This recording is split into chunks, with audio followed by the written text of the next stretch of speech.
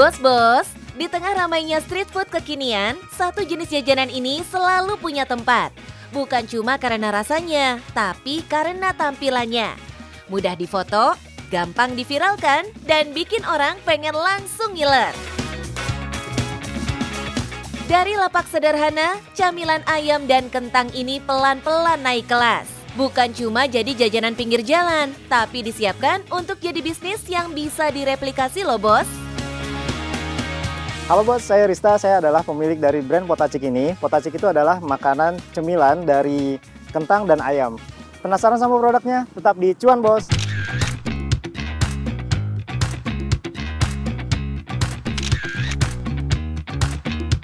Bos, Potacik bukan brand yang langsung lahir sebagai waralaba ya. Rista juga sama dengan pejuang usaha lainnya, mulai dari nol, yaitu jualan langsung ke customer. Potacik salah satu produk yang usianya kurang lebih itu sekitar 2 tahunan ya. 2 tahunan yang dimana kita mencoba untuk jualan secara langsung. Ada duplikasi bisnis yang sekiranya kita sudah mencoba jualan dan banyak market yang repeat order seperti itu. Ketika repeat order mulai stabil, barulah Rista masuk ke tahap berikutnya, membangun identitas. Karena di bisnis street food zaman now, produk enak saja tidak cukup bos. Brand harus langsung kebaca dari jarak jauh dan dari layar ponsel.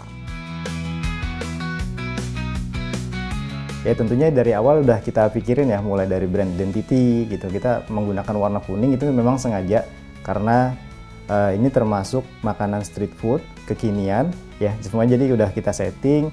Mulai dari packagingnya sampai ke produknya juga kita kasih topping yang benar-benar bisa ngebuat orang itu tergiur ya, pengen nyobain, bikin ngiler gitu. Kemudian content friendly yang dimana nanti si pembeli ini ketika mereka beli itu layak banget ketika mereka setelah beli langsung dipoto, di-post di Instagram kayak gitu. Nah, secara konsep bisnis ini bermain di area yang aman tapi fleksibel. Ayam crispy dan kentang adalah menu yang sudah dikenal semua orang. Resikonya kecil, pasarnya luas. Tapi supaya tidak jadi biasa, yang dimainkan justru ada di lapisan berikutnya bos. Yap, saus, bubuk, dan pengalaman memilih rasa. Model seperti ini penting untuk bisnis street food bos. Karena satu base produk bisa dikembangkan jadi banyak varian tanpa harus nambah dapur, nambah alat, atau nambah ribet. Kalau bicara soal rasanya ini kita ada 4 varian saus. Yang pertama ada saus lava, yang kedua ada saus keju, yang ketiga ada saus mentai, yang keempat itu ada saus barbecue. Dan untuk varian bubuknya itu kita ada balado, kita ada jagung bakar. Dengan pilihan saus dan bubuk, konsumen bebas eksplor rasa. Sementara dari sisi bisnis, ini bikin produk terasa banyak. Padahal sistem produksinya tetap sederhana. Ini juga jadi kunci supaya brand bisa gampang ditiru saat masuk ke skema kemitraan. Kita ada ukuran yang medium dan ukuran yang large. Tapi kalau untuk di pasaran sini ya, itu lebih laku yang large ya, yang dia menggunakan packaging yang seperti ini gitu. Karena kalau yang medium ini kan dia hanya kemasan kecil menggunakan paper bag yang harganya mulai dari 10.000 dan kalau yang menggunakan packaging seperti ini itu harganya 13.000. Dari puluhan ukuran dan kemasan, kelihatan jelas satu hal ya bos. Pasar lebih suka porsi besar dengan harga yang masih terjangkau. Dengan rentang harga mulai dari belasan ribu sampai paket snack tray puluhan ribu, Potacik bermain di impulse buying. Mudah dibeli, gampang ditambah, dan seringnya dibeli rame-rame. Dari profit tentunya sebelum kita buat produk itu ada HPP ya, harga pokok produksi yang harus kita perhitungkan. Mulai dari HPP produk, kemudian sewa lahan, sampai bayar karyawan ya. Alhamdulillah itu sudah bisa dapetin omset, pernah dapetin omset sampai ke 30 juta per bulan. Kalau kita tarik hitungan kasarnya ya bos, dengan harga jual rata-rata di kisaran belasan ribu rupiah dan asumsi puluhan hingga ratusan porsi terjual per hari, omset bulanan puluhan juta jadi angka yang masuk akal untuk ukuran street food yang penjualannya ramai. Nah, kalau untuk strateginya bisa dibocorin dong, Bos. Kita menggunakan strategi visual ya, visual yang dimana kita mengandalkan produk-produk kita yang bisa kita mainkan secara motion, kita mainkan di packagingnya, kita mainkan di situasi POV penjual dan pembelinya gitu, yang dimana masyarakat sekarang itu lebih senang sama sesuatu yang baru gitu ya.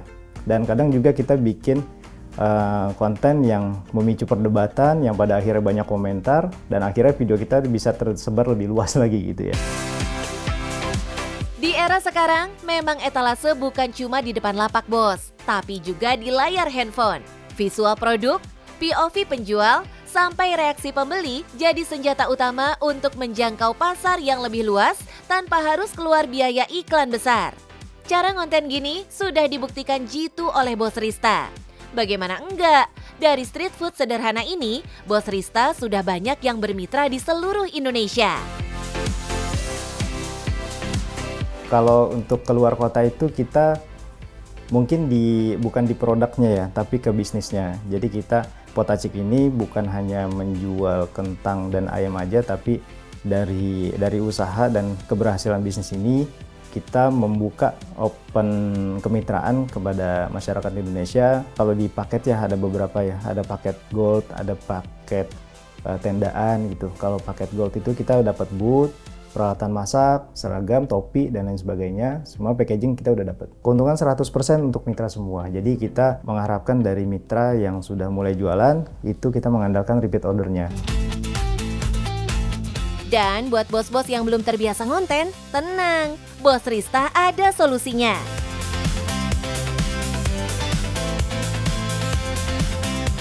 Strategi buat kontennya tidak bisa, kita sediakan kontennya. Jadi mereka tinggal upload aja, mungkin akan ada edit-edit sedikit, misalnya kayak tambahan alamat, nama si pemiliknya mungkin kayak gitu ya. Jadi, mitra tinggal fokus jualan. Sementara brand membantu menjaga tampilan dan visibilitas di dunia digital. Oke, saya mau kasih tips nih buat teman-teman semuanya, buat yang mau bisnis. Kira-kira apa sih produk yang bisa diterima oleh pasaran? Yang pertama di era sekarang itu adalah produk yang nggak cuma enak, tapi juga unik. Dan secara produk itu bisa kita kontenin, dan akhirnya bisa viral. Pokoknya yang penting cuan, bos.